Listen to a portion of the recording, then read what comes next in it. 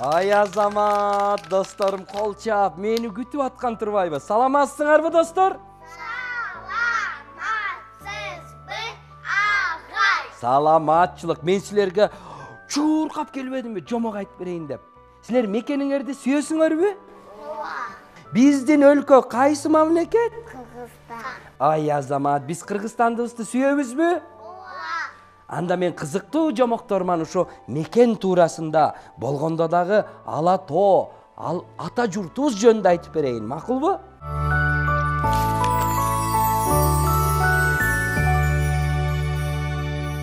Ата журт дегенде ата конуш, туулуп өскөн жер, ата мекен сыяктуу түшүнүктөрдү билебиз, достор.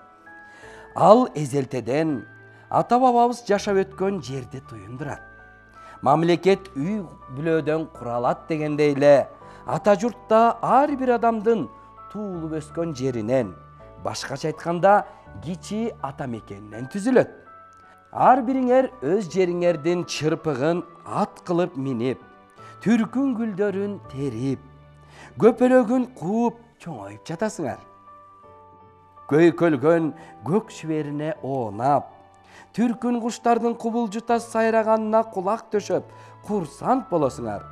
Тоо токоюна, ташына, жылдыздуу асманына суктанасыңар.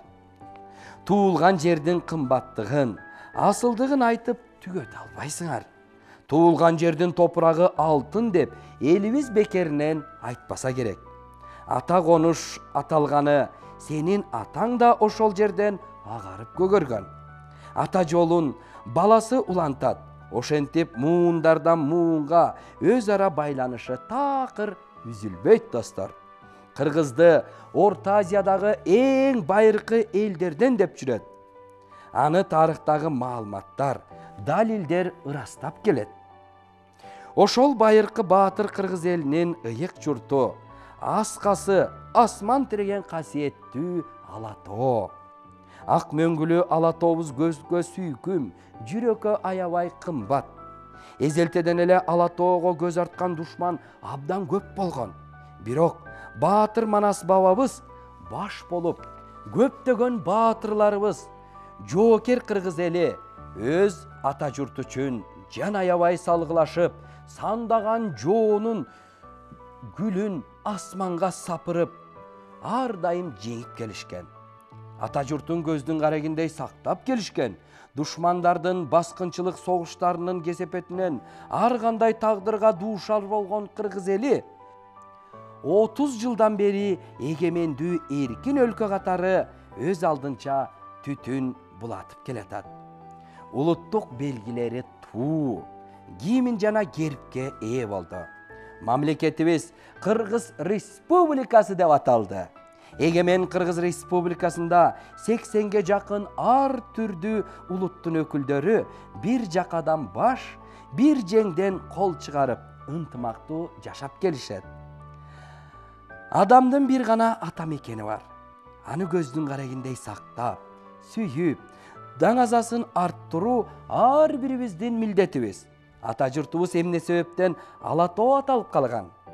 Кыргызстандын аймагынын көп бөлүгүн тоолор ээлеп турат. Мына ошондон бөксө тоолор жана улуу тоолор, башынан мөңгү кетпеген бийик тоо кыркалары алдагайдан шаңкайып көзгө көрүнөт.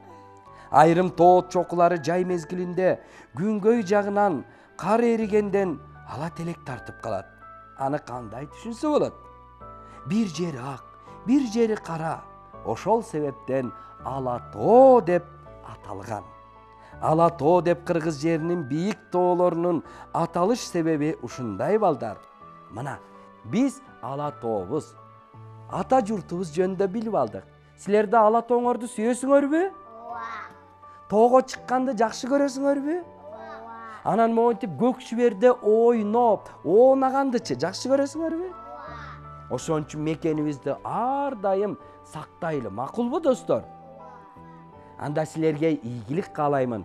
Биздин эгемен элибизде, ата журтубузда силердей мотрайган бөбөктөр көп болсун.